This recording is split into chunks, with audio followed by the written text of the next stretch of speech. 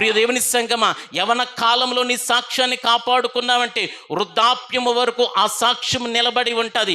నువ్వు చనిపోయిన తర్వాత నువ్వు చనిపోయేటప్పుడు చెప్పేటువంటి మాటలే నీ జీవితానికి నిజమైన సాక్ష్యం. దేవునికి స్తోత్రం, ఆమేన్, హల్లెలూయా. అదే నీ భక్తి జీవితానికి శ్రేష్టత. అయితే అది రావాలంటే ఏం చెయ్యాలి? Very simple, very simple. కాకపోతే మనం చెయ్యం. Very simple. సమూయేలు ఎవరికి ఉపయోగపడ్డాడు? దేవునికి ఉపయోగపడ్డాడు, మందిరానికి ఉపయోగపడ్డాడు, సేవకునికి ఉపయోగపడ్డాడు. 1వ అధ్యాయం 2వ వచనం, దేవుని సన్నిధిలో ప్రార్థన చేశాడు. 3వ అధ్యాయం, మీరు 1 సమూయేలు గ్రంథం మీరంతా చదువుకోండి, సమయం లేదు కాబట్టి నేను ప్రియ దేవుని సంఘం చదివించట్లేదు.